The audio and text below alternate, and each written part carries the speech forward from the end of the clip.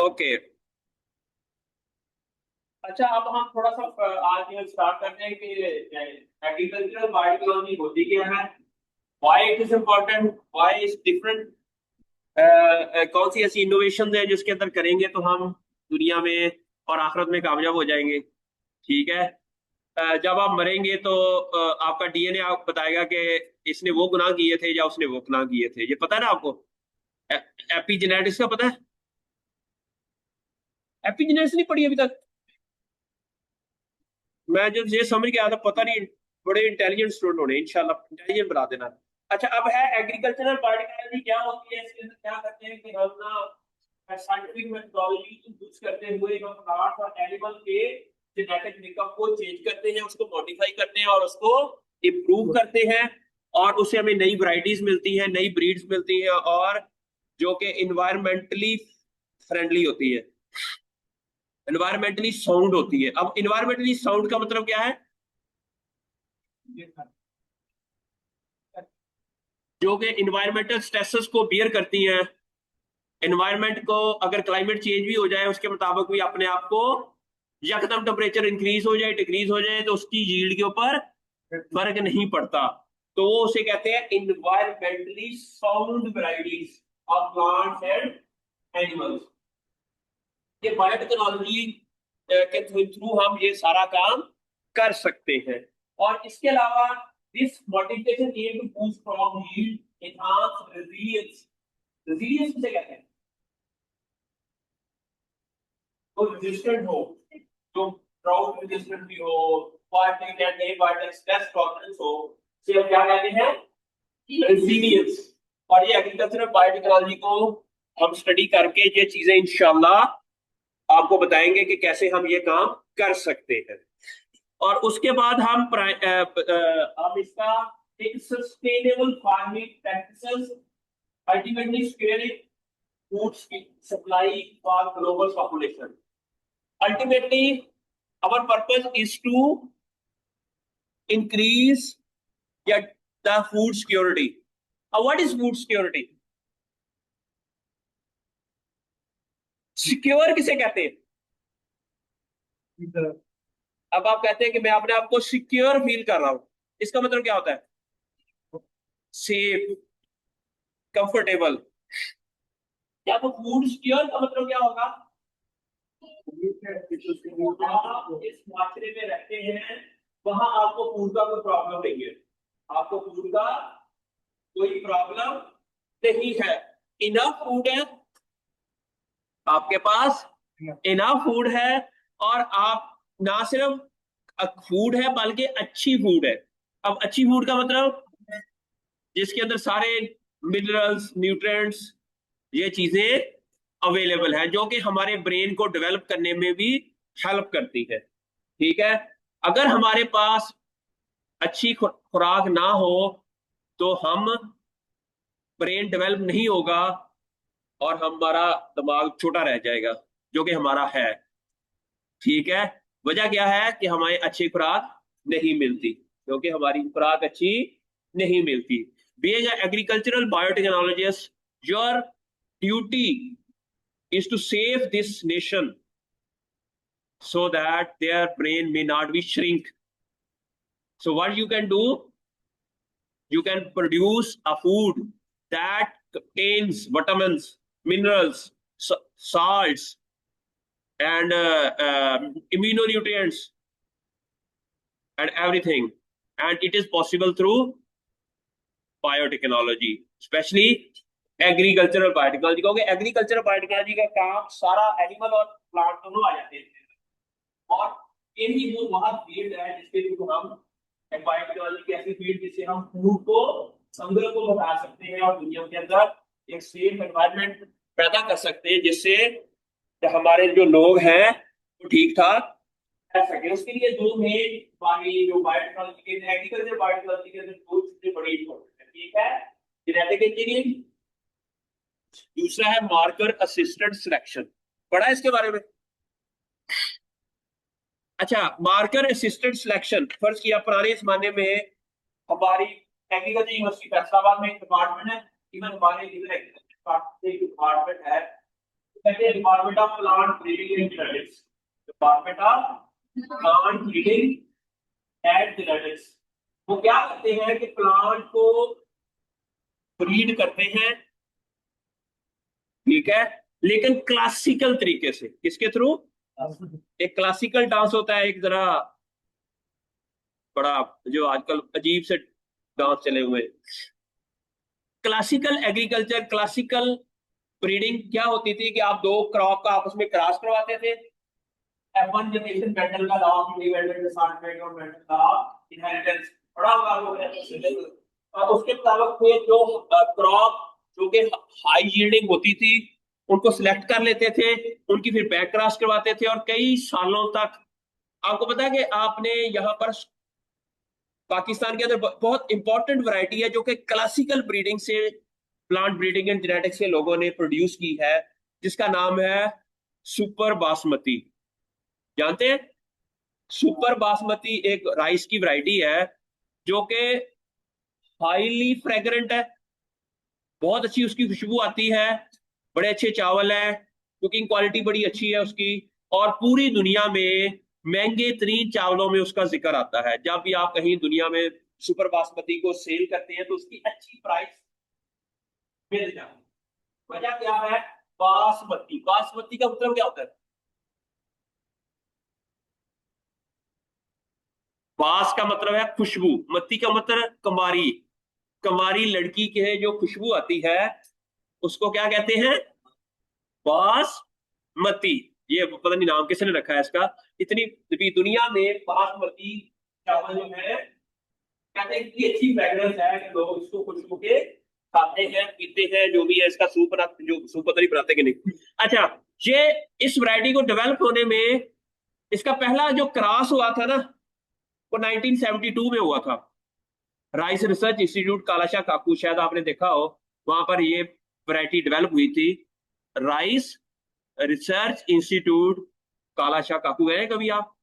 Must visit that place. वहां पर आपको पता चलेगा कि एग्रीकल्चर बायोटेक्नोलॉजी के अंदर ये जो क्लासिकल ब्रीडिंग्स है और ये मार्कर असिस्टेंट सिलेक्शन जो अभी मैंने बताया ना, ये बायोटेक्नोलॉजी की एक शाख है, ये वहां पर होती है।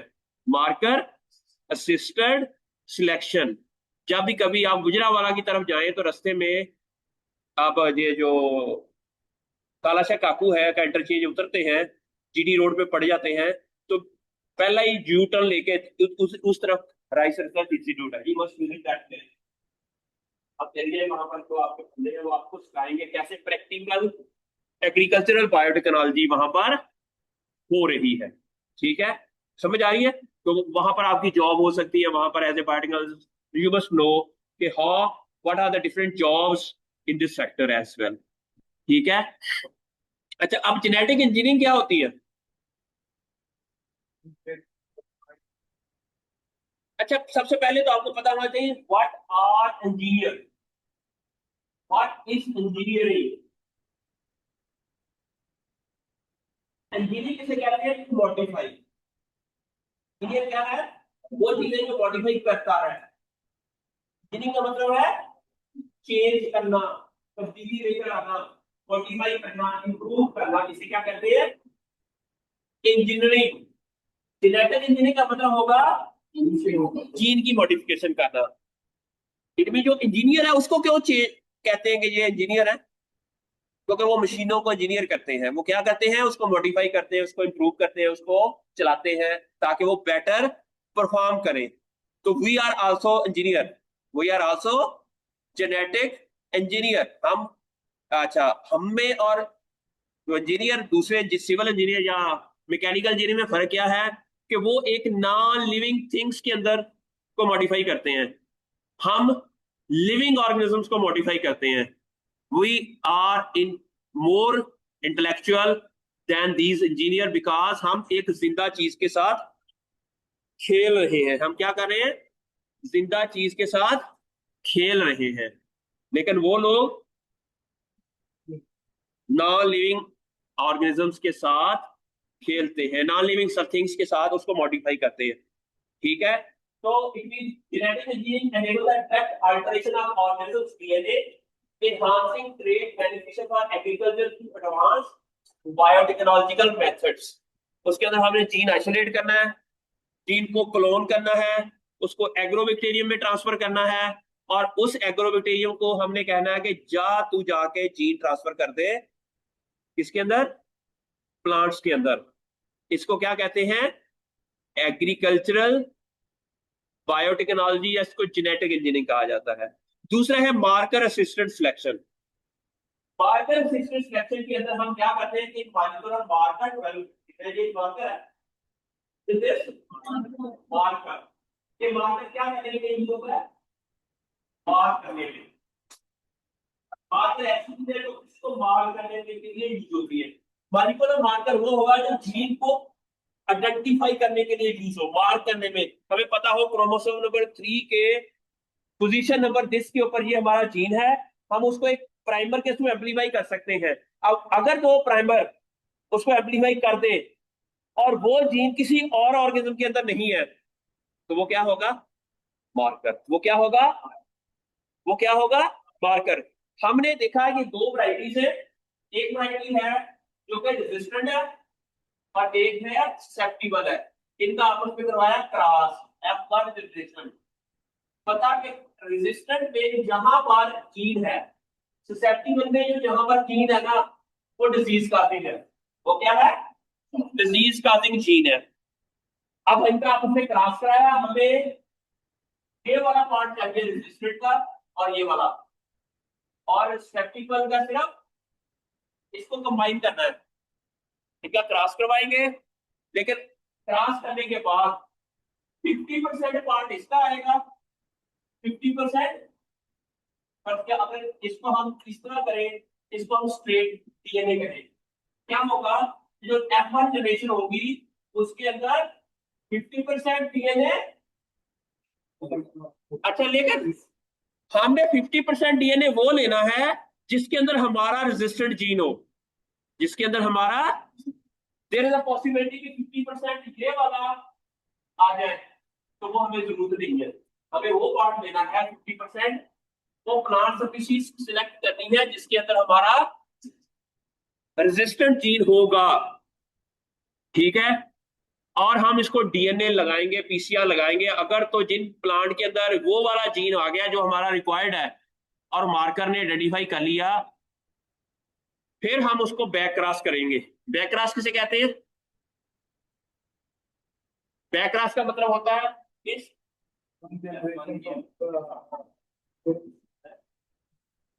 कब तक खत्म होगी,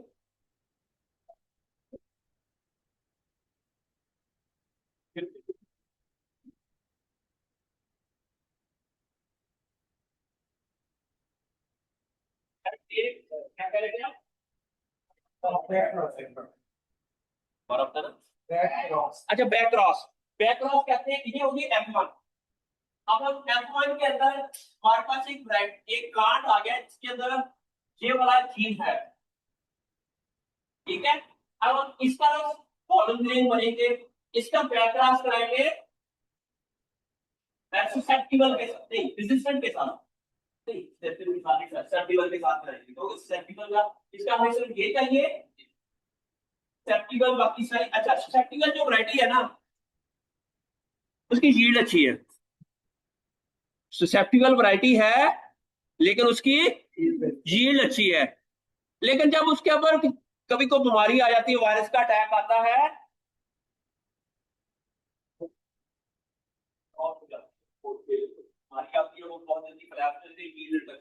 लेकिन नॉर्मल कंडीशन में वो यील्ड अच्छी देती है। लेकिन एक और वैरायटी है, उसके ऊपर जब डिजीज आती है तो डिजीज नहीं आती, लेकिन उसकी यील्ड कम है। अब हमने एक तरफ यील्ड वाला करेक्टर लेकर आना है, एक तरफ इन दोनों को कंबाइन करना है। अच्छा, जब हम इसको आपस में क्रॉस करवाएंगे तो हमें 99% पार्ट चाहिए ससेप्टिबल वैरायटी का, 1% सिर्फ वो रेजिस्टेंट वाले का चाहिए। अब उनको आपस में बैक क्रॉस कराते जाएंगे, बैक क्रॉस करवाते जाएंगे। अब ये F1 का हम ससेप्टिबल के साथ क्रॉस करवाएंगे, तो हम P1 कहते हैं, इसको P2 कहते हैं। P1 के साथ फिर क्या होगा कि 75% P1 की आ जाएगी और 25% P2। लेकिन इस P2 में हमने वो प्लांट लेने हैं जिनके अंदर रेजिस्टेंट जीन हो, जिसके अंदर, फिर हम इसका बैक क्रॉस करवाएंगे सेप्टिमल के साथ, फिर हो जाएगा केडी 7.5% P1 और 12.5% P2। अब फिर हम इस प्लांट के ऊपर पीसीआर लगाएंगे, इसके अंदर रेजिस्टेंट जीन होगा, वो हम सिलेक्ट कर लेंगे। इस तरह करते करते जब हमारे पास सेक्सुअल प्लांट का 99% आ जाएगा और एक जो रेजिस्टेंट जीन है वो आ जाए, अब हमारे पास एक ऐसी वैरायटी आ गई that has high yielding and also resistant. अच्छा, लेकिन पहले जमाने में ये जब मॉलिक्यूलर मार्कर आइडेंटिफाई नहीं हुए थे, डीएनए टेक्नोलॉजी नहीं आई थी, तो लोग पहले उसको क्रॉस करवाते थे, फिर फिनोटाइप चेक करते थे और कई फिर उसको वो स्ट्रेस भी देते थे। It's lot of intensive work होता था और लेबर वर्क भी बहुत ज्यादा होता था। अब हम सिर्फ सीडलिंग स्टेज के ऊपर सिलेक्ट कर लेते हैं कि जीन ट्रांसफर हुआ है या नहीं हुआ, और उधर ही हम क्रॉस भी करवा लेते हैं। हम ग्रीन हाउस के अंदर भी ये काम कर सकते हैं, जब we don't need a lot of field area. That's why this is the beauty of this agricultural biotechnology, that we can speed up the variety development process through marker assisted selection। ठीक है, इसके बारे में detail इंशाल्लाह coming lectures में पढ़ाऊंगा, लेकिन आज सिर्फ क्योंकि सिर्फ इंट्रोडक्शन है। एप्लीकेशन एंड बेनिफिट्स क्या है इसके, कि क्रॉप इम्प्रूवमेंट हो जाती है, सस्टेनेबल फार्मिंग होती है, फूड सिक्योरिटी होती है, ऑलरेडी हमने बता दिया। सस्टेनेबल फार्मिंग का मतलब क्या होगा है? क्या नाम है आपका? मुनीबा, यू आर राइट, कि ऐसी डेवलपमेंट जिससे आने वाली जनरेशन को नुकसान ना पहुंचे, ऐसी डेवलपमेंट जिससे इन्वायरमेंट को नुकसान ना पहुंचे, ऐसी डेवलपमेंट जिससे ह्यूमन हेल्थ को नुकसान ना पहुंचे, ऐसी डेवलपमेंट जिससे सॉइल तबाह ना हो, ऐसी एग्रीकल्चरल फार्मिंग प्रैक्टिसेस। अगर फर्ज किया आपने एक वैरायटी डेवलप की, तो उसने क्या किया कि सॉइल में से सारी न्यूट्रिएंट्स ले लिए, फील्ड को अच्छी दी थी, अगले साल वहां पर बंजर हो गई। तो this is not a sustainable development. वो है कि आप भी उससे फायदा ले रहे हैं, आपकी आने वाली जनरेशन भी फायदा ले रही है, इन्वायरमेंट को नुकसान नहीं हो रहा, ह्यूमन हेल्थ को नुकसान नहीं हो रहा, कोई एनिमल किल नहीं हो रहा, बायोडाइवर्सिटी लॉस नहीं हो रही, रिन्यूएबल एनर्जी रिसोर्सेज हैं आपके पास। ठीक है, जिस तरह फॉसिल फ्यूल अगर खत्म हो रहे हैं तो वो ये एक सस्टेनेबल डेवलपमेंट नहीं है। कोल टेक्नोलॉजी है, कोयला खत्म हो रहा है, this is not a solar panel, ये सस्टेनेबल है, रीन्यूएबल एनर्जी है, आप लेते हैं। लेकिन देयर इज अ पॉसिबिलिटी कि फ्यूचर में इसके भी कोई नुकसान हो, कि हम, अब कहा जाता है ये जो एसीज है, एसी काम कैसे करते हैं कि यहां से गर्म हवा को ये बाहर फेंक देते हैं। अब जहां से जो गर्म हवा बाहर फेंकेंगे, बाहर गर्मी हो जाएगी। अच्छा, इसको कहते हैं अर्बन हीट आइलैंड। एसीज को क्या कहते हैं? Urban heat island. इतने हीट के आइलैंड है कि ये बहुत, इसकी वजह से हम लोग तो रिलैक्स होकर बैठे हैं, बेचारे वो जो झुग्गियों के अंदर बैठे हैं या बाहर बैठे, उनके लिए ये मौत है। ठीक है, समझ आए? तो अब सस्टेनेबल कैसे होना चाहिए?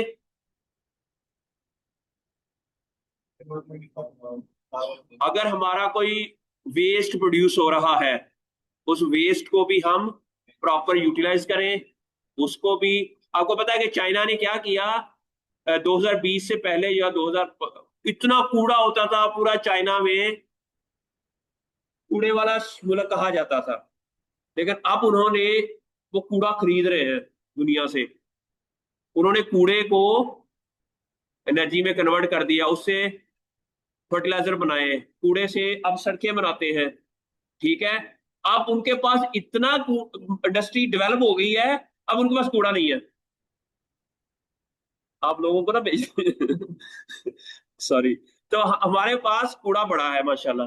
ठीक है, तो ये वो ज़ाहिर है दुनिया में जो जिन जिन कौमों ने तरक्की की है ना, उनको पढ़े, हम क्यों पीछे रह गए? इसको भी पढ़ना चाहिए। सुनामी आई, आपको पता है सुनामी आई थी, तबाही हो गई थी। कहाँ आई थी? जापान में आई थी, इंडोनेशिया में आई थी, मलेशिया में, चाइना में, इस इलाके में सुनामी आई थी। जब सुनामी आई तो चाइना में एक बहुत बड़ी कॉन्फ्रेंस हुई, कैसे इस सुनामी जैसे तूफानों से बचा जा सके फ्यूचर में। तो उन्होंने एक फंड जनरेट किया। फंड ये जनरेट किया कि जहां जहां हमारे सुनामी आई है वहां पर ना मैंग्रोव्स के दरख्त होते थे, फॉरेस्ट होते थे मैंग्रोव्स। मैंग्रोव्स कहते हैं, तैमर का एक दरख्त होता है जो कि साल्ट लविंग प्लांट होता है, साल्ट, और मीलों के ऊपर थे। 1950s में यहाँ पर मीलों के ऊपर वो दरख्त थे, जंगल थे, जिसकी वजह से सुनामी उस टाइम भी आता था। लेकिन हमने नेचर को छेड़ा, हमने दरख्त काटे, नेचर ने फिर हमें, जितना भी हमारे सैलाब आ रहे हैं, हमने नेचर, दरिया रावी का पानी छेड़ा, दरिया रावी इंडिया को दे दिया। दरिया रावी हमने नेचुरल फ्लो था वाटर का, नेचर के तौर पर जा रहा था। 1960 में सेंता वादा हुआ, 3 दरिया इंडिया ने कहा कि उधर ही रोक दिए, आप नेचर को रोक नहीं सकते। नेचर को आप रोकेंगे तो तबाही आएगी। आपको पता है दुनिया के अंदर कई मुल्कों के दरियाओं के ऊपर जब से ये टेक्नोलॉजी साइंस आई है ना, रिवर नाइल के ऊपर 3 मुल्कों का कॉन्फ्लिक्ट है। सूडान, उसके पीछे इथोपिया, और नाइल रिवर, जो नाइल रिवर है वो पीछे से आता है, वो पूरा सूडान से गुजरता है। फिर दरिया नील आता है मिस्र में, मिस्र से वो मेडिटेरेनियन सी में चला जाता है, हमारा अरेबियन सी में दरिया सिंध जाता है। वहां पर भी ये रौले हैं। वो कहता है कि हमने वो, इथोपिया वो कहता है हमने डैम बनाना है, मिस्र वाले और सूडान वाले कहते हैं आप बना नहीं सकते। हमारा अगर आप डैम बनाएंगे तो हमारा पानी, जिस तरह पाकिस्तान और इंडिया का कॉन्फ्लिक्ट है, आप देखें ना पूरी दुनिया की सियासत देखें, हर दुनिया में यही प्रॉब्लम है। पहले प्रॉब्लम हमारे अंदर ही नहीं है, लेकिन हमने दुनिया में प्रॉब्लम्स को कैसे टैकल किया। क्या मैंने बताया कि जब सुनामी आया तो एक फंड जनरेट हुआ, जापान को मिला, इंडोनेशिया को मिला, चाइना को मिला, कि आपने नेक्स्ट टाइम सुनामी से बचने के लिए ये करना है। आपने एक बंद बनाना है समुद्र के इर्द गिर्द, ठीक है, पैसिफिक ओशन के इर्द गिर्द उधर, और 250 किलोमीटर तक बनाना है। तो चाइना ने, जापान ने बनाया। फिर उन्होंने कहा कि कितने कितने मील आपने मैंग्रोव लगाने हैं। उन्होंने वो जो पैसा आया था ना, उसे मैंग्रोव भी बनाए गए। अब वहां से काफी नहीं आते जापान में। इस काम के लिए पैसा आया था, ठीक है, हमने क्या किया, ठीक है, इसलिए हर साल हमें नई प्रॉब्लम आती है। जो प्रॉब्लम हमारे वो पैसे जो आते हैं वो दोबारा फिर स्विस बैंकों में चले जाते हैं, ठीक है। तो ये वो बगैरती है, ये वो कौमें हैं जो हम नहीं बन रही कौम। The corruption is the major, ठीक है, इशू। हमें जो पैसा जिस चीज की, आप लोग है ना, आप इधर स्टूडेंट है, आपको क्यों एडमिशन दिया गया यहाँ पर? ताकि आप लोग पाकिस्तान के एग्रीकल्चर के जो प्रॉब्लम है या बायोटेक्नोलॉजी के जो प्रॉब्लम है उनको सॉल्व किया जाए, ठीक है। अगर आप नहीं पढ़ेंगे, आप में तो और इन पॉलिटिशियन में कोई फर्क नहीं है, आप में और इन। जापान क्यों कौन बन गई? उनके पॉलिटिशियन भी ठीक थे, उनके स्टूडेंट भी ठीक थे। वो जिस काम के लिए उनको कहा, हायर किया गया, जिस काम के लिए उनको टीचर्स को हायर किया गया, वो करते हैं, वो फर्ज समझते हैं उसको, और काम करते हैं, ठीक है। सॉरी, अच्छा, अब ये है कि ये आ गई है हमारे पास, इसके बेनिफिट्स क्या है एग्रीकल्चर की, सिक्योरिटी के, और सस्टेनेबल फार्मिंग। ये आपको समझ आ गई कि इसकी उसके बाद है मार्केट डायनामिक्स। जो north American lead in biotechnological crop है, सबसे ज्यादा नॉर्थ अमेरिका में होती है। अब नॉर्थ अमेरिका क्या है? लो, किसने कहा Brazil? Okay okay,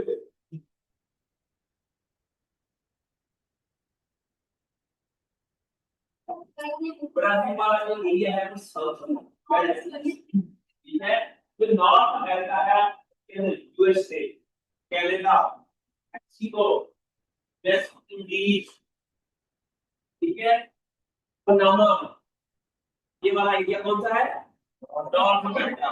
south America में आता है चिली, अर्जेंटीना, ब्राजील, इक्वाडोर, फिर कोलंबिया, और ये वो सारे डिफरेंट कंट्रीज हैं जो कि आते हैं साउथ अमेरिका में। और सबसे ज्यादा बायोटेक क्रॉप्स यूएसए में ग्रो होती हैं, ठीक है। यूएसए में सोयाबीन, कॉटन, ये सारी की सारी सोयाबीन, मेज और ये सारी की सारी कॉटन क्रॉप्स जो जेनेटिक इंजीनियरिंग के थ्रू मॉडिफाई हुई हैं, और they are playing a great role in the economy of North American nation, ठीक है।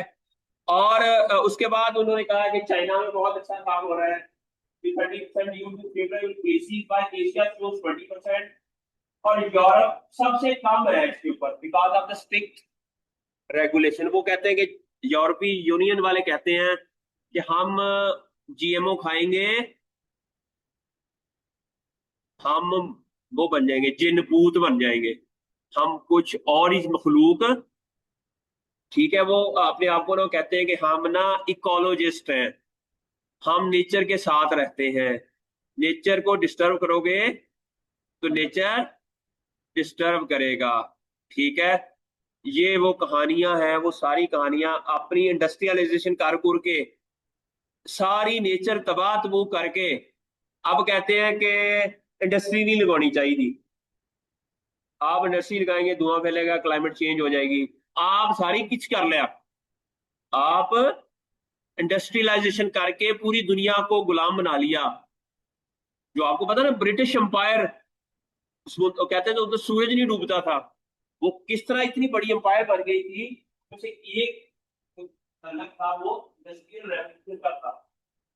जब रेनाइसेंस का दौर आया 1492 के बाद, जब यूरोप की डार्क एज खत्म हुई 1492 के बाद, जब स्पेन मुसलमानों से चला गया था और कोलंबस ने अमेरिका फतह कर लिया था, तो डार्क एज खत्म हो गई थी किसकी? यूरोप की। और उसके बाद फिर उसको कहते हैं रेनाइसेंस। रेनाइसेंस किसे कहते हैं? दोबारा से रूज पे आना। 472 से लेकर 1492 के दरमियान में जो एरिया है ना इराक, तो वो कहते हैं कि ये डार्क एज ऑफ यूरोप है, और इसको मिडिल एज भी कहा जाता है। और इस दौरान सबसे अच्छा, अगर एक दुनिया में एक जगह डार्क एज हो ना, तो दूसरी जगह गोल्डन एज होती है। उस तरह गोल्डन एज किधर थी? अब्बासिया क्या थी? गोल्डन एज, जहां पर अल खवारिज़मी, कुली सीना, ठीक है, ये बड़े बड़े स्कॉलर फिलोसफर, ये औसत बिजनेस का पता है क्या?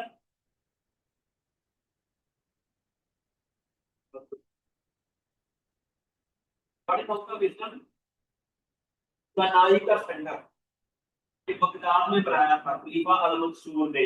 वहां पर पूरी दुनिया जहां की जो किताबें थी ना, उनको अरबी में ट्रांसलेट किया गया। अरबी में वहां पर साइंस पढ़ाई गई, साइंस सिखाई गई। तो बड़े बड़े साइंटिस्ट बने अपनी जुबान में, तो दुनिया में जिसने भी तरक्की की अपनी लोकल जुबान में की है। ये आपको बता दूं, चाइनीज ने किया है, जापानियों ने जापानीज में किया है, तो पर हम कौन से लोगों को कहते हैं कि हम इंग्लिश में तरक्की करें? अरबों ने अरबी में की है। तो गोल्डन एज ऑफ इस्लाम जो है, पूरा जो लाफ्ते बादशाह थी, वहां लाजमी थी कि हर बंदा अरबी पढ़ेगा, हर आदमी बंदा सीखेगा।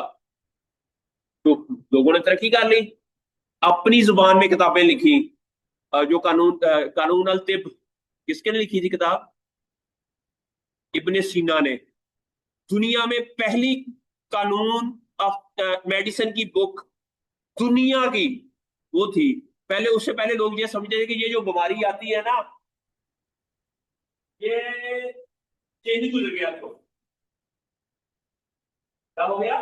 चीन गुजर गया, क्या साया हो गया। लोग ऐसा सोचते थे, लेकिन दुनिया में पहली बार लोगों को बताया कि बीमारी की वजह कोई पैथोजन होता है, या आप कोई गलत शय खा लेते हो, या आपने कोई फूड ऐसी खाई है, ये किसने बताया दुनिया को? इब्ने सीना। कभी इब्ने सीना की हिस्ट्री, एक बंदा जिसने दुनिया में पहली बार ये किताब लिखी हो, वो कितना बड़ा साइंटिस्ट बना। अब तो हम कहते हैं कि न्यूटन ने ये कर दिया, फिर अलेक्जेंडर फ्राडे ने ये कर दिया, फिर डार्विन ने ये कर दिया। अब वो बंदा जिसने दुनिया में पहली बार मेडिसिन की, पहले जानता, तो वही है ना, है सोचे ना लगी। अब एक बंदा है जिसने पहली बार दुनिया को बताया बीमारी बीमारी होती है, ठीक है।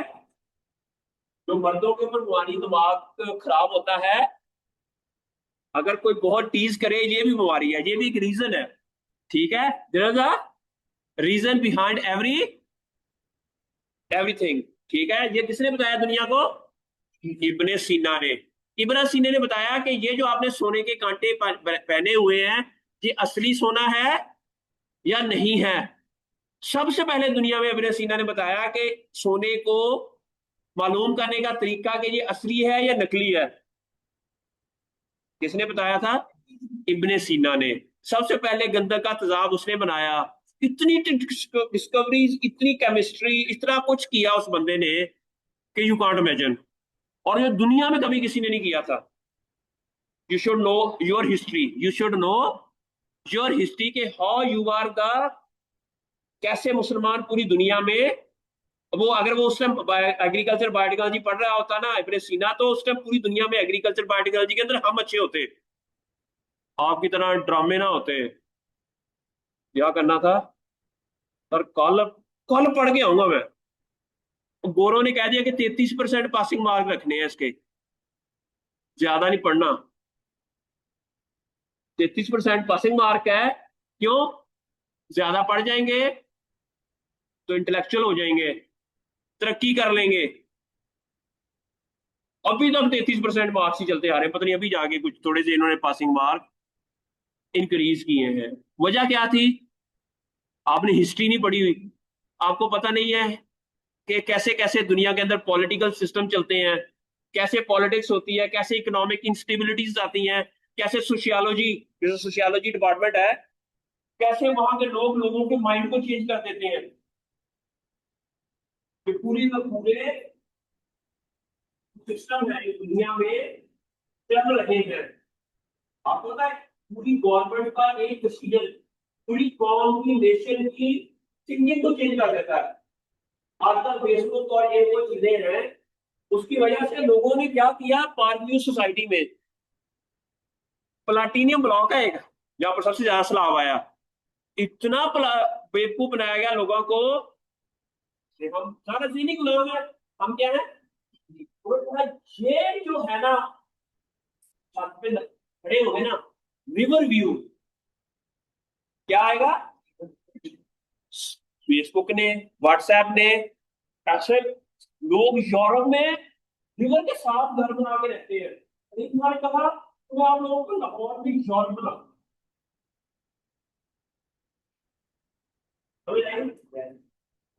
चोले उन्हें अगर नाम बंद बनाए, उन्होंने नाल ट्री प्लांटेशन की,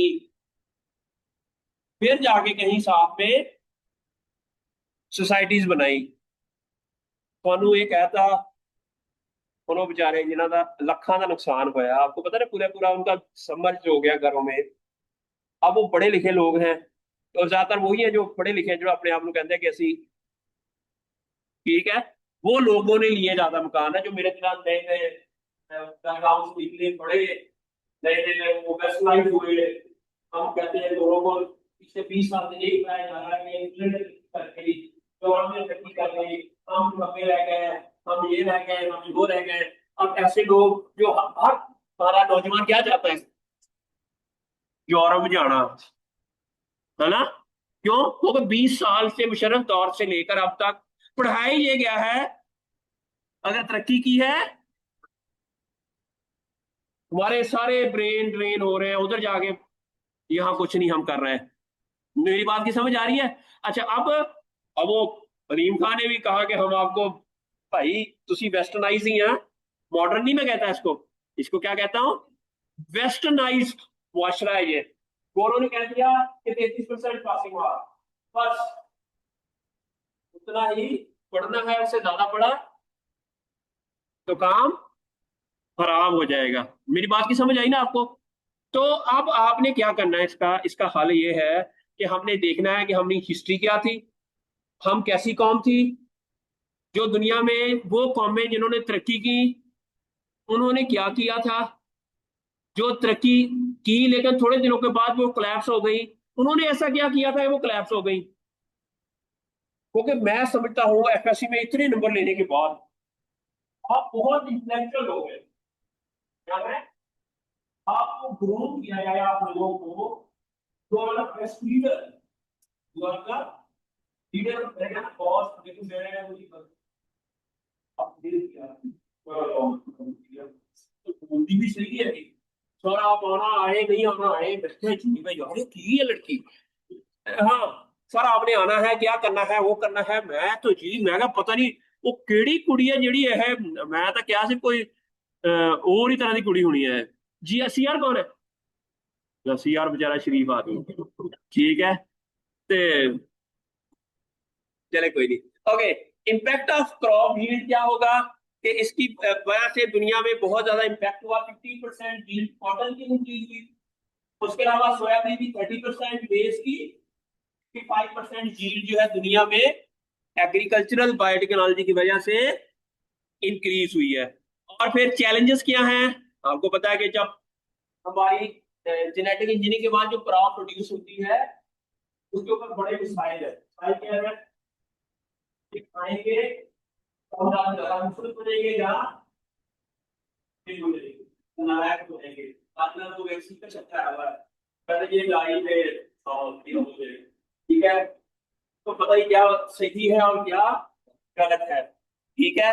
अब ये क्या है, ये क्या चीजें हैं कि हम क्यों नहीं सोचते, ये ऐसी वैक्सीन हम क्यों नहीं डेवलप करते, हम दुनिया को बताएं कि थोड़े ये मसाइल है तो तुसी ए खाओ, साढ़े एग्री सारा काम वैक्सीन डेवलपमेंट करना बायोटेक्नोलॉजी वाला काम है, पता ना आपको, बायोटेक्नोलॉजी वाले निकम्मे, ठीक है। और उस दिन एक मेरा कजन है इलेक्ट्रिकल इंजीनियर, वो एक दिन कहने लग पे तुसी एग्रीकल्चर वाले ने बायोटेक्नोलॉजी वाले ने की कीता, मैं क्या पारे पाकिस्तान च एक इंस्टीट्यूट ऑफ इलेक्ट्रॉनिक्स है जो गवर्नमेंट का रिसर्च का अदारा इस्लामाबाद में, उसने कभी क्या मोबाइल की तो क्या कई चीज कोई इन्होंने ना कोई पिन भी नहीं याद किया इलेक्ट्रॉनिक्स, हमारे पास जितनी इलेक्ट्रॉनिक्स की चीजें आ रही है कहाँ से आ रही हैं, यूरोप से, चाइना से, चाइना से, चाइना से। और गल्ला अगर वो करन सानू, ਅਸੀਂ ਤਾਂ ਸੋਇਆ बासमती चावल पर पैदा किए हैं, ਅਸੀਂ सीडलेस किन्नू पैदा किया, हाइब्रिड सीड पैदा किए हैं, ठीक है, लेकिन उन्होंने क्या किया, इंजीनियर ने कुछ भी नहीं किया, लेकिन बायोटेक्नोलॉजी वालों ने वैक्सीन डेवलप किया अभी तक कोई पाकिस्तान में, ठीक है। तो ये सारा काम किनका है, आप लोगों का, इंशाल्लाह आप लोगों ने पहले तो अपने अंदर से ना वेस्टर्नाइज को खत्म करना है, कॉन्फिडेंस लेकर आना है कि आप कर सकते हैं, तो अपने आप को ना नाइस नाइस वाच बनना है मुझे, आप लोगों ने अपने आप को पहले तो सोचना है I can do, I can, तो जब आप ये सोच लेंगे ना तो उम्मीद है कि आपको मजा आएगा, ठीक है।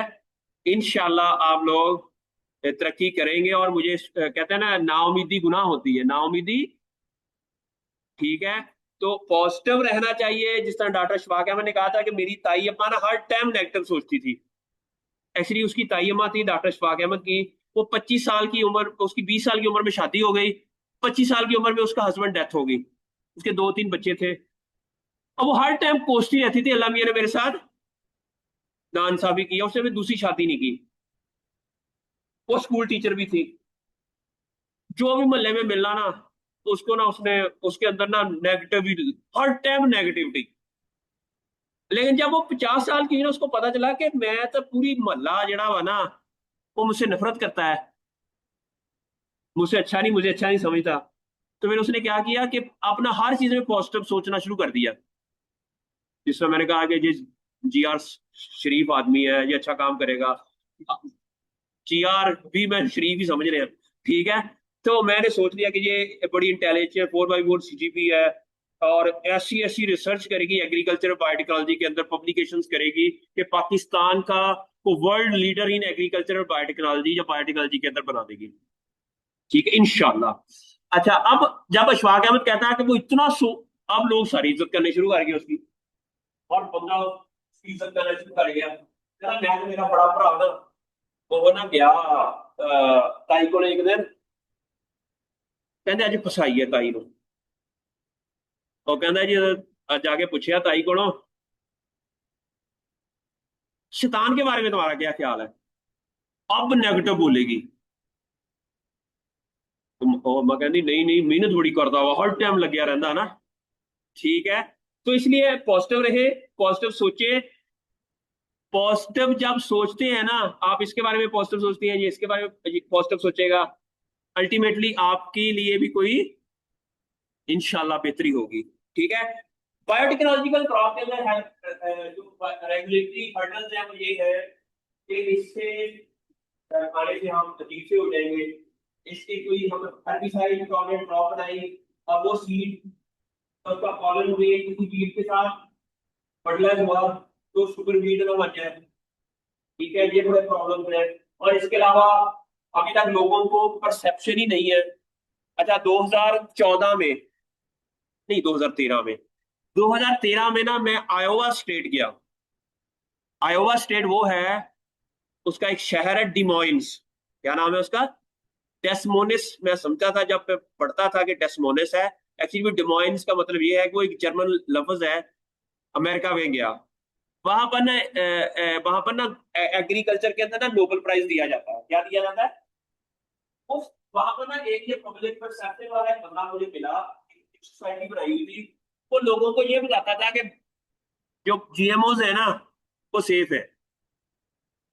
अच्छा, जब उनसे मेरी मुलाकात हुई तो वो उसने हम, बल्कि खाना भी हमारा एक ही टेबल पे था एक दिन, उसने कहा कि मैं हम ये भी नहीं चाहते कि हर बंदा को ये यकीन हो जाए कि जीएमओ सेफ है। मैं क्यों, कहना जब हर बंदे को पता चल गया ना कि जीएमओ सेफ है तो साड़ी नौकरी गई। नहीं लगी समझ, उनकी नौकरी क्या थी, लोगों को बताना कि जीएमओ सेफ है, लोगों को बताना। और हम ये भी नहीं चाहते कि हर बंदा, ठीक है। इसी तरह ही एथिकल कंसर्न भी है इसके अंदर। अगर आप कोई पिग का जीन क्रॉप के अंदर डाल दें या कोई ऐसा ऐसी चीजें उसके अंदर, morality of genetic modification reason debate है, कुछ लोग ये समझे कि जेनेटिक इंजीनियरिंग होनी ही चाहिए। There are lot of challenges हैं और रिस्क्स है, ठीक है। फिर फ्यूचर क्या है, इंक्रीज रेगुलेटरी क्लैरिटी होनी चाहिए, इमरजेंस ऑफ क्रिस्पर टेक्नोलॉजी आ रही है आज का, जीनोम एडिटिंग टेक्नोलॉजी, फिर ये 2025 में आई है। अब एआई का दौर आ गया है, अब क्या आ गया है, एआई। फिर ग्लोबल पॉलिसी शिफ्ट। अब एआई क्या है, अच्छा एआई से पहले मैं आपको बताऊं, आप मुझे ये बताएंगे इंटेलिजेंस है क्या, क्या आप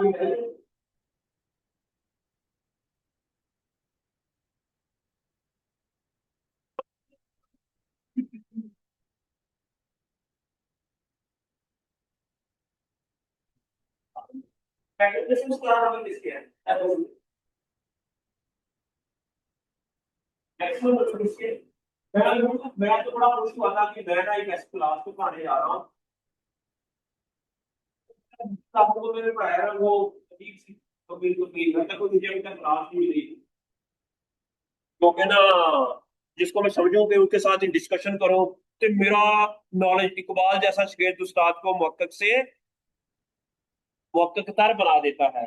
इसका मतलब क्या है, कोई ऐसे क्वेश्चन पूछता है शागिर्द कि इंसान कहता है यार ये क्वेश्चन, उसके आंसर के लिए इंसान और सोचता है।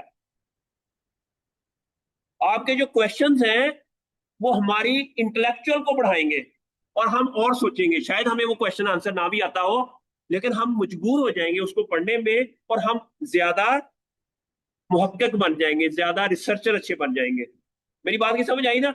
अच्छा, अब इंटेलिजेंट किसे कहते हैं? तीन चीजें होती है इसको।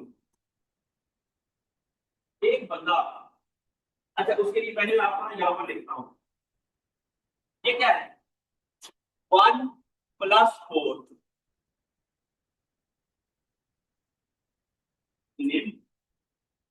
बता बता बता बता, ये क्या है? What is this?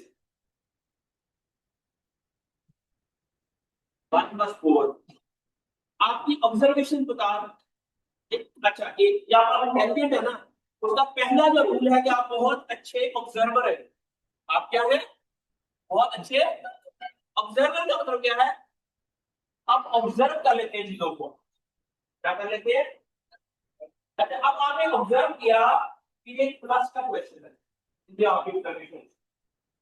फिर आपने क्या किया? एनालाइज किया, इसको प्लस किया, तो एनालिसिस किया। आपने क्या किया?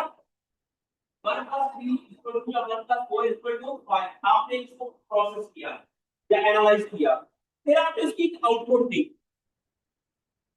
अगर तो आपने आउटपुट 5 दी है तो आप इंटेलिजेंट है। तीन चीजें, ऑब्जर्वेशन, प्रोसेसिंग और आउटपुट। अगर एक इंसान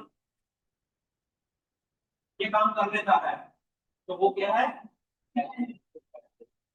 हमने आप लोगों को एग्रीकल्चरल बायोटेक्नोलॉजी या बायोटेक्नोलॉजी के डायरेक्ट क्या करना है कि बायोटेक्नोलॉजी का कोई प्रॉब्लम आ जाए, आपको इसको देखना है, अपनी ऑब्जर्वेशन की अच्छी है, और फिर आपने उसको क्या किया?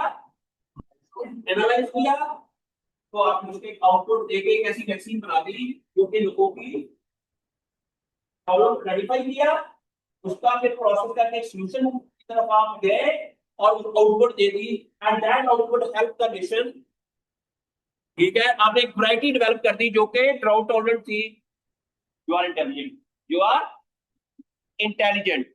आपको लगा कि ये इंसान बीमार है, आपने उसका देखा कि इस तरह की सिम्टम जो है ना वो टाइफाइड के पेशेंट को आती है।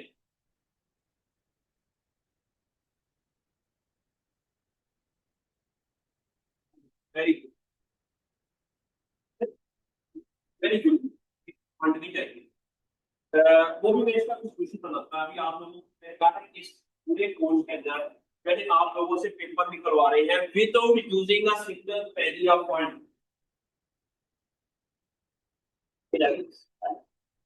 वो भगवान कर दो कैसे? इंशाल्लाह आप लोगों ने ना काम करना है, काम करना है, करना है, ठीक है। अच्छा, टोटल कितने स्टूडेंट हैं आप लोग? 49 पेपर निकालने हैं हमने। Research paper that will be publish in more than 5 impact factor journal, बगैर लैब वर्क के। रिसर्च में आपको बताऊंगा। अच्छा, तो कहाँ पर पहुंचे थे हम? अच्छा, 1 घंटा है। अच्छा, अगर ये काम इंटेलिजेंट वाला है, एक मशीन करे, कैसे? Artificial intelligence. एआई तो जाने की इंटेलिजेंट क्या होता है? एआई क्या होती है? Artificial intelligent. लेकिन अगर आपने इंटेलिजेंट बनना है तो आपको सिखाना पड़ेगा। अगर हम कहेंगे आपको 4 साल पढ़े ही नहीं है और हम आपको कहेंगे आप बायोटेक्नोलॉजी के इंटेलिजेंट है, तो नहीं है। आपको सिखाना भी पड़ेगा और आपको सीखना भी पड़ेगा। इसको कहते हैं लर्निंग। इसे क्या कहते हैं? एक छोटा बच्चा है, उसको कहा कि 1+1 2 होते हैं, फिर उसको कहा कि 5+5 10 होता है, 2+3 5 होता है, फिर हम उसको लर्निंग करवाई जा रहे हैं। एक छोटी सी चीज यार, आप तो आपको सिखाया गया सिखाया गया सिखाया गया, अब आप सीख गई हैं। लेकिन अब आपसे एक ऐसा क्वेश्चन पूछा गया जो पहले नहीं सिखाया गया था, पर क्या 15+15, अगर आप उसका आंसर दे सकती हैं, अब आप इंटेलिजेंट है। अब आप क्या है? समझ आ गई? अच्छा, लेकिन सिखाना, एक इंसान को सिखाना, एक मशीन को कैसे सिखाया जाए?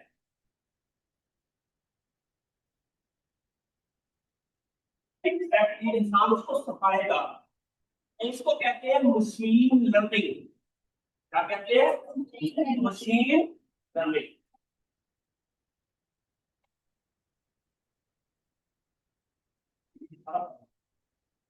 मैंने आपको सिखाने के लिए प्रोसीजर नहीं बोली, ये तो पढ़ा होते हैं।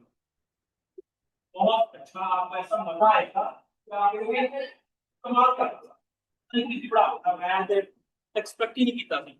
ठीक है, आपको ये पढ़ाएंगे सारा ये इंटीग्रेट कैसे करना है बायोटेक्नोलॉजी के अंदर एआई को, ताकि हम पब्लिकेशन या अपना नॉलेज इन्हांस करें, क्योंकि अगला जमाना है ही इसका।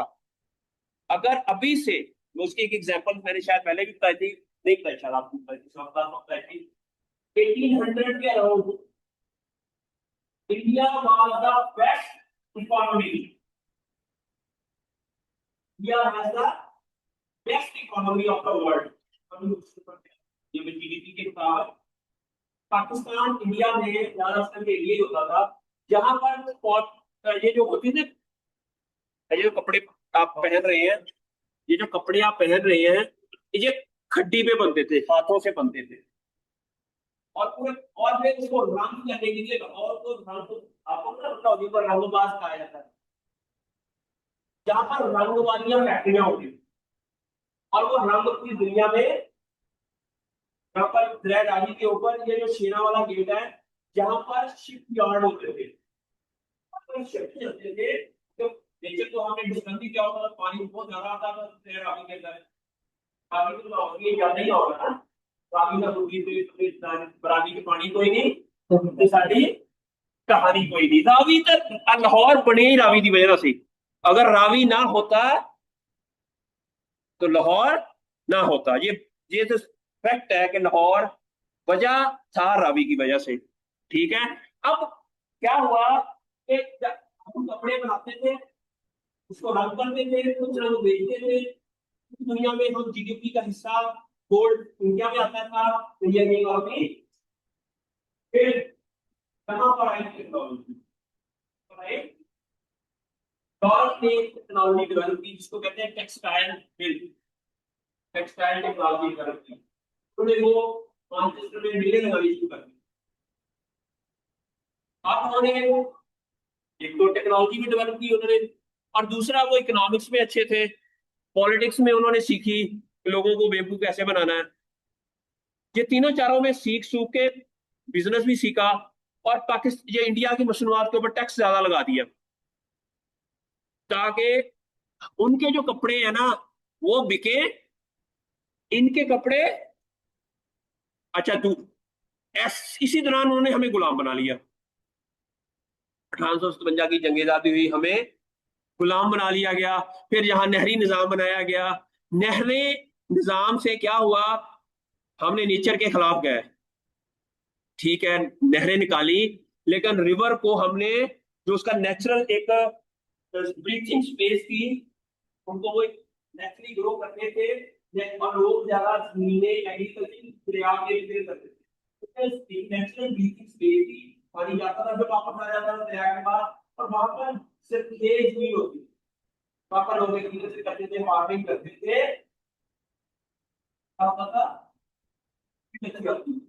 बस फिर हमने वो चक्रों में नहरें बनाई, ये बड़ी, ठीक है, उन्होंने क्यों किया था, ताकि कॉटन ग्रो हो, वीट ग्रो हो, और वो गुलाम थे आप लोग तो, गुलामों की क्या जिंदगी है, गुलाम तो बेचारा अपनी बेगम ये नहीं कह सकता कि आहो, ठीक है, गुलाम गुलाम दर गुलाम पैदा हो रहे हैं हम।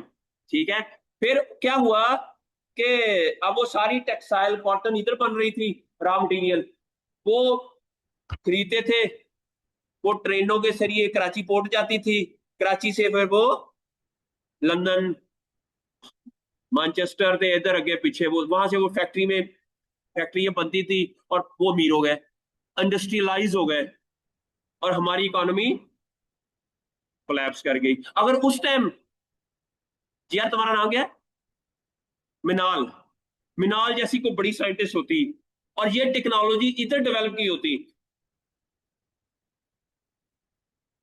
आप जैसा इंजीनियर होता जिसने नहरें इधर खुद निकाली होती, एग्रीकल्चर सिस्टम को स्टेब्लिश किया होगा, नई वैरायटीज जहां डेवलप की होती, पोस्ट हार्वेस्ट टेक्नोलॉजीज इधर डेवलप हुई होती,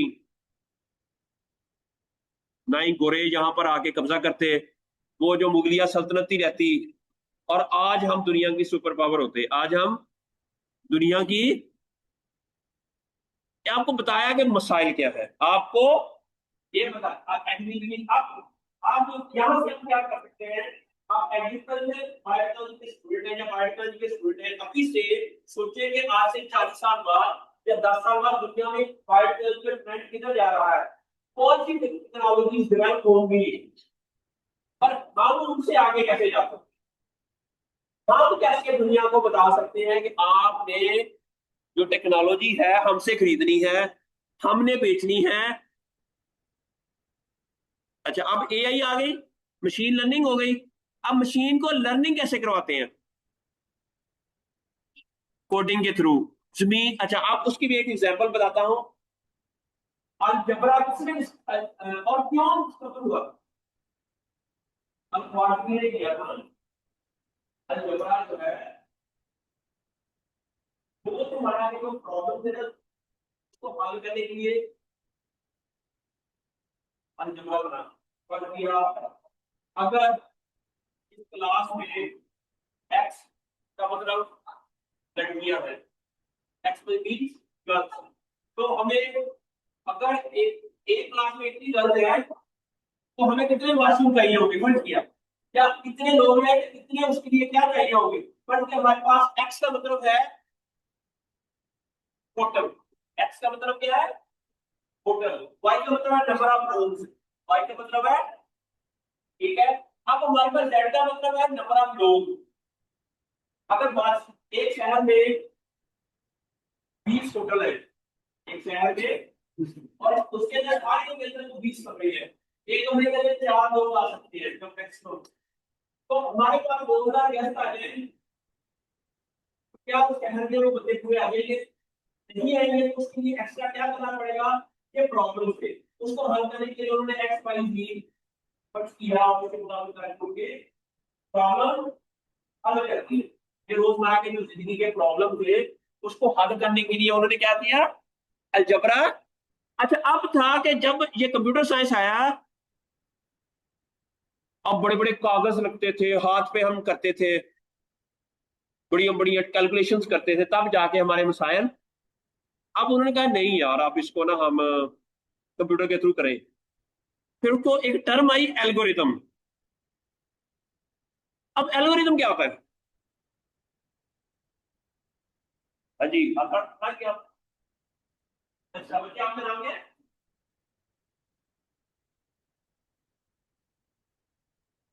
एल्गोरिथम क्या होता है,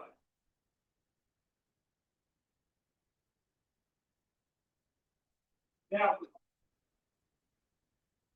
टाइम आ गया एल्गोरिथम, पूरी पूरी पूरी बात करें।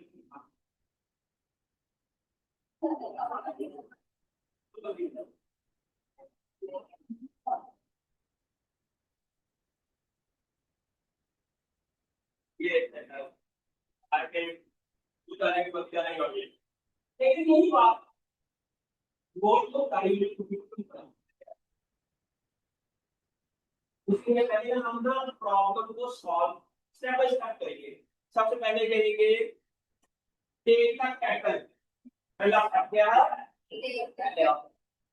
फिर उसमें add 25 ml milk, turn on the stove, तीसरा स्टेप क्या है, चौथा स्टेप क्या है, उसको कैटल को चूल्हे पे रखो, पांचवा स्टेप क्या है, उसको 2 मिनट के लिए बॉईल करो, पांचवा स्टेप क्या है, छठा स्टेप क्या है, उसमें पत्ती डालो, उसके अंदर इलायची डालो, उसके अंदर टोटल को ये भी बताएगा कि दूध पत्ती वाली गुस्सा आ गए, भाई चाहिए मर्जी होगी, ठीक है, दूध पत्ती फिक्स करो, ये नहीं है, ठीक है, चाहे इसको स्टेप बाय स्टेप समझाना पड़ेगा, तो क्या करना पड़ेगा, स्टेप बाय स्टेप समझाना पड़ेगा, ठीक है। फिर हम आखिर में उसको कहेंगे इसको कप में पोर कर दो और फिर गैस को सर्व कर दो, तो वो कर देगा। लेकिन ये मशीन लर्निंग हम, लेकिन ये जो जुबान है ना हमारी, पहले हम जिसको प्रॉब्लम है उसको कहेंगे बताएं, इसके स्टेप बनाए आप। फिर वो स्टेप हम कंप्यूटर साइंटिस्ट को बताएंगे। पहला स्टेप ये होगा, दूसरा स्टेप ये, इसको कोडिंग करें। फर्ज किया मैंने कंप्यूटर को कहना है, मैं कोडिंग की एग्जांपल करता हूं आपको, कि मैंने कहना कि इसका स्क्वायर बना दो इधर। कंप्यूटर स्क्वायर नहीं बना सकती। उसको पहले क्या कहेंगे, ये पॉइंट है ना, फॉरवर्ड 100 सेंटीमीटर की लाइन लगा देगा। फिर हम उसको कहेंगे turn right, turn right 90 degree, फिर फॉरवर्ड 100, फिर टर्न राइट 90 डिग्री, फिर फॉरवर्ड 100, फिर टर्न राइट 90 डिग्री, फिर 100।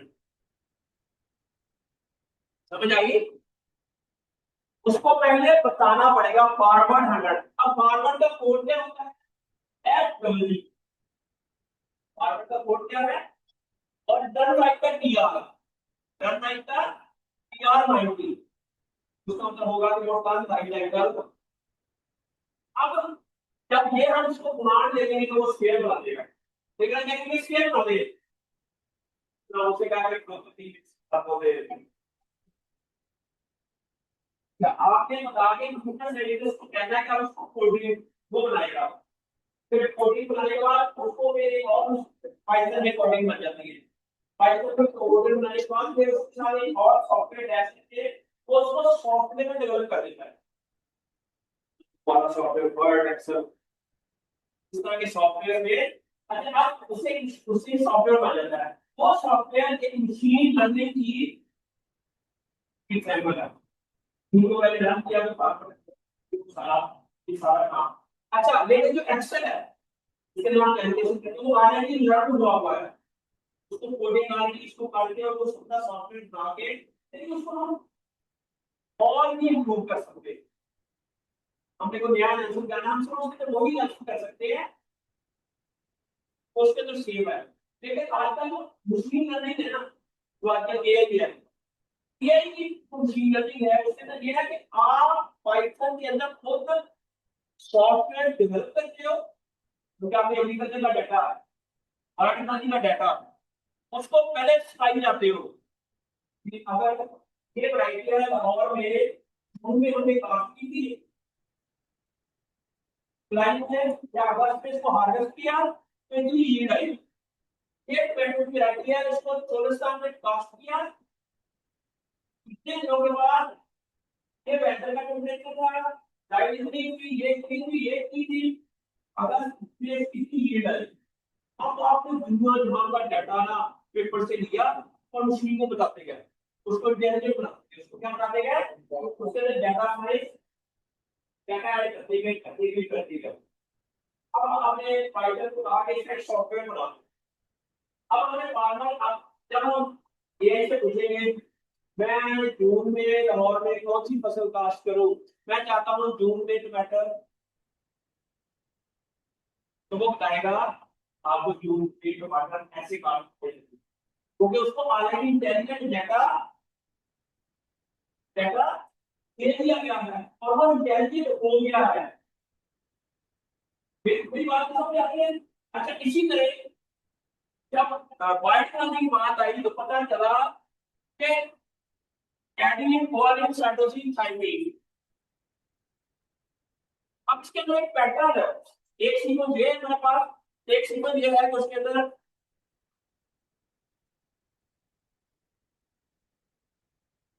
मैन्युअली इसको चेक कर सकते हैं कि इनके अंदर डिफरेंसेस क्या हैं, चेक कर सकते हैं।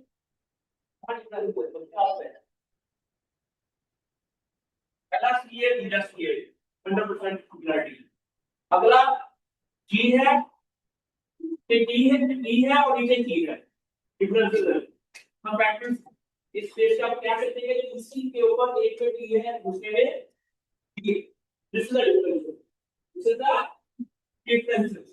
ठीक है, अब हमने इसको अलाइनमेंट पढ़ा है, अलाइनमेंट क्या होती है, फर्स्ट किया हमने इसको अलाइन करना दोनों को, सी ए, नीचे भी सी ए, ऊपर टी है, नीचे गैप डाल देंगे, नीचे क्या डाल देंगे, गैप, क्योंकि ये टी जी के साथ मैच नहीं कर रहा। अब नीचे जी ऊपर गैप, एक नीचे भी जी है ऊपर भी जी आ गया, सॉरी यहाँ भी ये जी, ये ये इधर आया है जी, ये आगे जी चला गया, लेकिन ये आए आगे ठीक है, तो अगला इसके जी था, समझ आ गई। फिर अगला क्या था, सी ए, अब यहाँ भी सी ए या सी सी है, सॉरी सी है, यहाँ पर फिर गैप आएगा, और फिर ए जो है तब इधर गैप आएगा, या समथिंग लाइक दैट। अच्छा, अब ये काम हमने मैनुअली किया, ये इतनी बड़ी सीक्वेंस है, इतना कुछ है कि हम एक चीज को बता रहे हैं। हमने एक कंप्यूटर साइंस से कहा कि इस तरह के गड्ढा करते हैं, जब हम मैनुअली करते हैं तो थोड़ा टाइम लगता है उसमें, इसका एक एल्गोरिथम बनाया, क्या बनाया, और वो एल्गोरिथम से एक सॉफ्टवेयर बनाया। अब हम सिर्फ उसके लिए ये जो को सेट करते हैं, वो हमें प्राइमरी करके दे देता है एआई के थ्रू, मशीन लर्निंग के थ्रू, और वो हमें उसका एनालिसिस भी करके दे देता है। मैं आप लोगों को सिखाऊंगा कैसे एग्रीकल्चरल क्रॉप के अंदर, एग्रीकल्चर क्रॉप को, अच्छा जब एग्रीकल्चर बायोटेक्नोलॉजी का मतलब ये होता है, सबसे पहले आप लोगों ने काम ये करना है, उस क्रॉप के बारे में पढ़ना है, जो उस एनिमल के बारे में पढ़ना है, तो उसको प्रॉब्लम है क्या, पहला काम क्या होगा, प्रॉब्लम फाइंड करना, फिर उस प्रॉब्लम का सॉल्यूशन निकालना। अब सॉल्यूशन के लिए हमें क्या करना पड़ेगा, कि पता चला कि एक क्रॉप है, उसके ऊपर वायरस का बड़ा अटैक आता है। हमें हमें पता चला कि टोमेटो की एक वैरायटी है, ये चिली के अंदर प्रॉब्लम था वायरस का, हमें पता चला कि टोमेटो की एक वैरायटी है, उसके अंदर वायरस का अटैक नहीं आता, वो वही वायरस। अब हम क्या करेंगे, पहले चिली के अंदर वो जीन आइडेंटिफाई करेंगे जिसकी प्रोटीन बनती है, और वो उस वायरस को किल करता है, वो उस वायरस को, उसके लिए हम ये लर्निंग, इनोवाइट एनालिसिस, बायोइन्फॉर्मेटिक्स को यूज करते हुए और पहले ये स्टडी करेंगे कौन सा जीन है उस चिली के अंदर, जब वो आइडेंटिफाई कर लिया, फिर हम वो देंगे, हम वो जीन आइसोलेट करेंगे पीसीआर से, उसको क्लोन करेंगे, क्लोन करने के बाद उसको एग्रोबैक्टीरियम में डालेंगे, और फिर एक नए प्लांट के अंदर ट्रांसफर कर देंगे टोमेटो के अंदर, ताकि फिर उस पौधे को वायरस का अटैक करवाएंगे। अगर आप उसके ऊपर डिजीज नहीं आती, बहुत लंबा है इस काम को करने के लिए, कम से कम 6 7 8 साल नहीं, आप मेरे साथ आपको काफी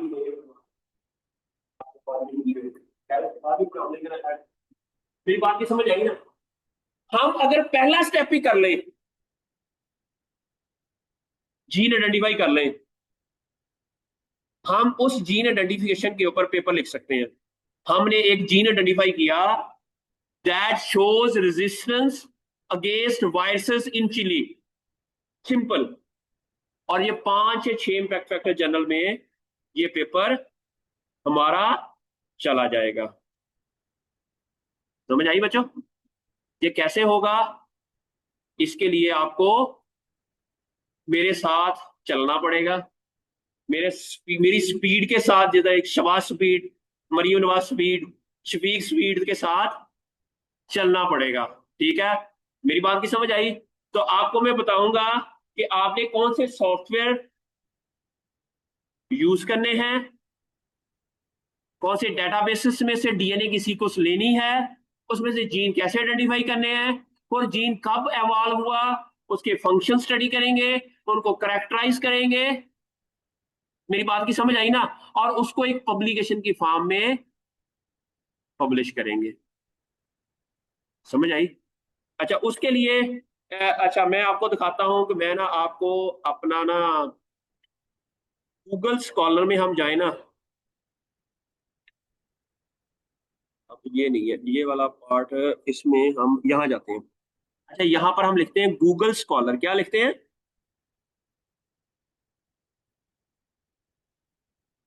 और यहाँ गए, और यहाँ पर मैं अपनी प्रोफाइल, हो गया यहाँ पर, ये मेरी प्रोफाइल है, मैं अपनी प्रोफाइल पे जाता हूँ, ये मेरी प्रोफाइल है।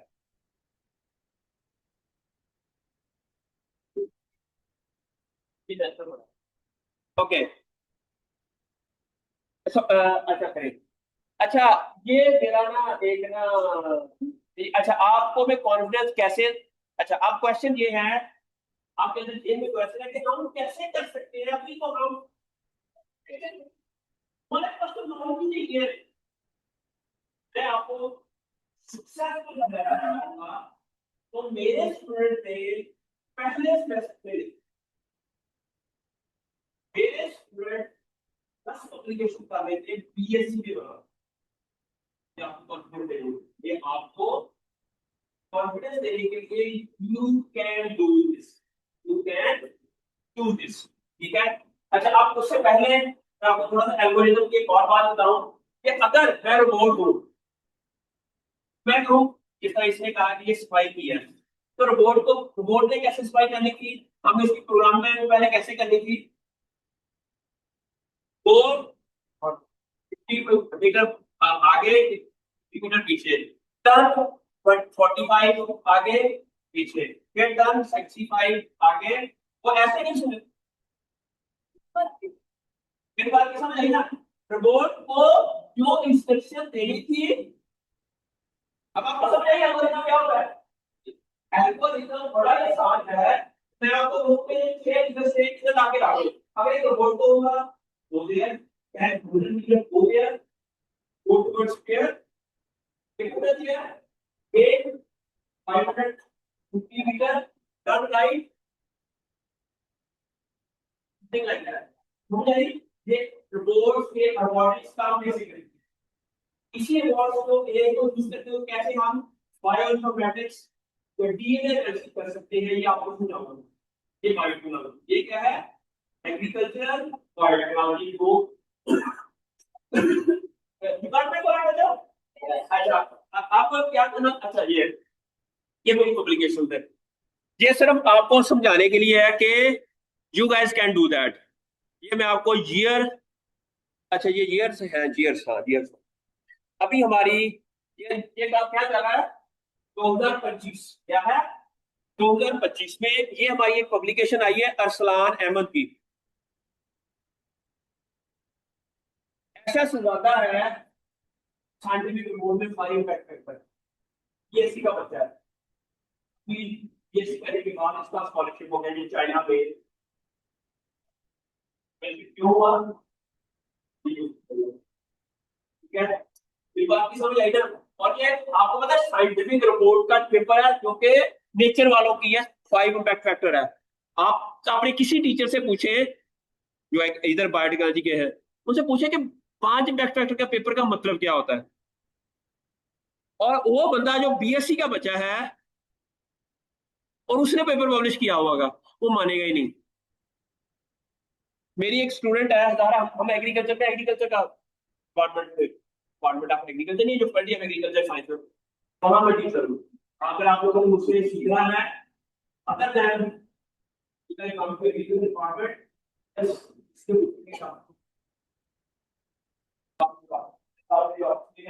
कई लोग ये बायोटेक्नोलॉजी बायोटेक्नोलॉजी सीख रहे हैं, आपको, आपके भी कई स्टूडेंट हैं जो इनको मैं सुपरवाइज करता हूं, ठीक है, एमएससी के भी और बीएससी के भी, जिनको मैंने पढ़ाया है, जो उनके सुपरवाइज किया है, और वो माशाल्लाह बड़ी बड़ी पब्लिकेशंस की हैं उसकी बेस के ऊपर ना। अच्छा, अब है क्वेश्चन ये दूसरा, ये दूसरा क्या है कि a novel method to classify chickpea colored guava virus strain based on evolutionary diversity and its regulatory element। ये भी इस्लाम है, वो जो पहला भी इस्लाम था, ये भी इस्लाम है, जहाँ पे लिखते हैं ए एमन, ए एमन का मतलब क्या है, इस्लाम एमन। ये ज्यादा 1 महीने के अंदर पेपर सारा पब्लिश हुआ है। ऐसा नोवल आइडिया था कि दुनिया में पहली बार वायरस को डीएनए बेस्ड क्लासिफिकेशन का एक नया मेथड डेवलप किया हमने, जो कि सिर्फ सीक्वेंस बेस्ड था। वो क्या था, डीएनए की सीक्वेंस को, इंटरनेट पे डाटा अवेलेबल था, हमने सिर्फ उसी डाटा को डाउनलोड किया है और उसी को यूज करते हुए आपने एक नया मेथड डेवलप किया है क्लासिफिकेशन का वायरसेस की, और हमारा पेपर पब्लिश हो गया और with in a month publish हुआ। ये आपको सक्सेस स्टोरी सुना रहा हूं। उसके बाद नीचे आ गया शजिया सुनील, ये भी पीएचडी की स्टूडेंट है। फिर वो पीएचडी की स्टूडेंट है और अभी 2025 से फिर ये आ गया सदफ सर्वर, ये अभी एमएससी में एडमिशन हुआ है इसका। इसने ये काम अपनी इंटर्नशिप के दौरान किया, इसके दौरान पीएससी के दौरान इंटर्नशिप के दौरान ये काम किया था। उसके बाद आ गया नीचे, नीचे क्या है, ये एमएससी का मेरा स्टूडेंट है, उसका नाम ये भी एमएससी था। अब ये है, ये होगी ये भी एमएससी का स्टूडेंट है। ये ये बुक चैप्टर है, ठीक है। अच्छा, उसके बाद आ गया सदफ सर्वर, फिर वही आ गई, फिर अरसलान अहमद आ गया, देखना ये अब ये सभी सभी मेरा अभी का सबसे लाइक स्टूडेंट है। इसकी 12 Q1 रैंक की पब्लिकेशन थी पीएससी के दौरान। कैन यू इमेजिन, 12 पब्लिकेशंस और सिर्फ 4 साल में। बल्कि ये तीसरे सेमेस्टर में मेरे पास आया था, सिर्फ 3 सालों में पब्लिकेशन कर दी। अभी ये इसका डायरेक्ट पीएससी ऑनर के बाद डायरेक्ट पीएचडी में ताइवान में एडमिशन हो गया। अब वो मुझे कहता है, उसका कल परसों भी फोन आया, कहता है सर हमें सुबह 8 बजे बुला लेते हैं लैब में, रात 9 बजे तक हमसे इतना काम करवाते हैं, इतना काम करवाते हैं, और हम हमारे साथ रिसर्च पेपर डिस्कस करते रहते हैं, प्रोजेक्ट डिस्कस करते रहते हैं, लैब के अंदर इतना काम होता है, कहता थक जाते हैं। वह काम तो फिर नहीं होता ना, ये तो ना कि बगैर काम किए ही वो पम्मे तरक्की कर गई। मेरी बात की समझ आई ना। अब वो इतना काम करता है, मुझे भी पता है कि जब हम भी आउट ऑफ कंट्री थे, जब मैं निफ्टी में पीएचडी कर रहा था, तो हम भी ऐसे ही काम करते थे, हम बड़े काम करते थे, ठीक है। काम करते थे तो अल्लाह मियां ने ये चीजें सिखा दी। समझ आ गई आपको? आपको ये जो पेपर दे रहे, ये सारे के सारे देख लो कि ये सारे पेपर आप लोगों के भी, ये सारे के इनमें से कई ऐसे स्टूडेंट हैं जो बीएससी फर्स्ट सेमेस्टर में, अब ये देखना सारे पेपर्स हैं, पब्लिकेशन, और इसमें अब ये फर्क है, ये वाला पेपर जो मैं आपको दिखा देता हूँ, ये शजिया वाला है जो अदनान वाला, ये चलो ये पेपर कोई भी इधर, ये पेपर मैंने BOBZR नेचर का जर्नल है, साइंटिफिक रिपोर्ट, उसके अंदर ये पब्लिश हुआ है। और इसमें एक भी काम लैब का नहीं। किसी से पूछना कि साइंटिफिक रिपोर्ट के जो पेपर्स होते हैं, आप अपनी लैब में इधर किसी बच्चे से पूछना कि BMC plant biology, plant stress, ये जर्नल के अंदर पेपर पब्लिश हुए हैं, और बीएससी के स्टूडेंट्स के। ये एसबीएस में ना पिछले साल मेरी एक स्टूडेंट है, उसने ना, यार वो एग्रीकल्चर की स्टूडेंट है, वो बायोटेक्नोलॉजी इतनी ज्यादा नहीं पढ़ते, जो भी उनको बायोटेक्नोलॉजी पढ़ाता हूँ वो मैं ही पढ़ाता हूँ। हमारे कई 4-5 कोर्सेज है बायोटेक्नोलॉजी के, वो मैं ही पढ़ाता हूँ एग्रीकल्चर के लिए। तो इतना पढ़ाता हूँ, इतना बायोटेक्नोलॉजी का मेरा पैशन है। मैं आपको बताऊँ, मेरी बीएससी और एमएससी तो एग्रीकल्चर में, पीएचडी से बायोटेक्नोलॉजी। हम बायोटेक्नोलॉजी आ कैसे गई, पैशन कैसे बना, एमएससी में एक प्लांट मॉलिक्यूलर टेक्निक का एक कोर्स पढ़ा था, पता लगा। उसके बाद ऐसी बायोटेक्नोलॉजी सीखी है ना कि अब बच्चों को इतना पढ़ाता हूँ कि एसबीएस में पिछले साल उस स्टूडेंट के ना, जरा बायोटेक्नोलॉजी वो इतनी नहीं पढ़ते, 1 या 2 कोर्स मैं पढ़ा दूं, तो बाकी तो सारे एग्रीकल्चर के कोर्सेज हैं उनके, जरा बायोटेक्नोलॉजी उनकी बेसिक नहीं है, तो वो पास होगी किसी तरीके से। अब उसके थे पता नहीं, समझो 63 नंबर थे, जो जिनके मैक्सिमम नंबर थे, वो सारे एकेडमिक बीएससी एमएससी के मिला मिलू के ना, उसके बने 67, इसके थे 63। इसकी 5-6 पब्लिकेशन थी, जिसके 68 थे, इससे 64 थे, इससे 69 हो गए। एक पब्लिकेशन के 1 नंबर, एक पब्लिकेशन का 5 पब्लिकेशन के 5 नंबर। अब वो जो टॉपर थी उससे भी ज्यादा हो गया इसके number, just because of the, and she got admission, and she got admission in SBS। Similarly कई ऐसे हैं जो पब्लिकेशन की बेस के ऊपर बाहर PhD MPhil स्कॉलर में उनकी जॉब हो जाती है। ये आपकी मैडम सामने बैठी है, ये भी मेरी कोलैबोरेटर। कौन है? इरमगुल, जानते हैं इरमगुल को? इनके स्टूडेंट मेरे पास आते रहते हैं। हाँ, बल्कि आपके दिखाता हूँ ये। हम्म,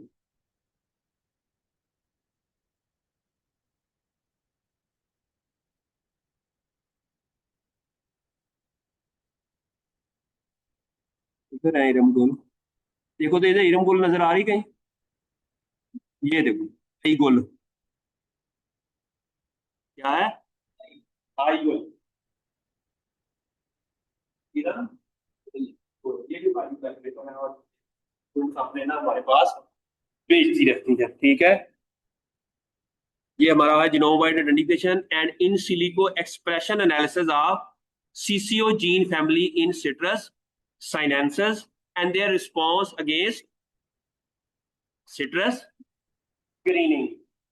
हमने ये चेक किया सिट्रस के अंदर एक जीन है जिसको CCO कहते हैं, वो उसका एक्सप्रेशन अंडर बैक्टीरिया है, सिट्रस ग्रीनिंग बैक्टीरिया। इस तरह उसका क्या एक्सप्रेशन है और क्या काम करता है, ये हमने सिंपल आइडेंटिफाई किया उन जीन्स को सिट्रस के अंदर, जो कि सिट्रस ग्रीनिंग की डिजीज के दौरान ज्यादा एक्सप्रेस होते हैं। अच्छा, अब क्वेश्चन ये है कि बच्चों क्या किया जाए अब? नहीं,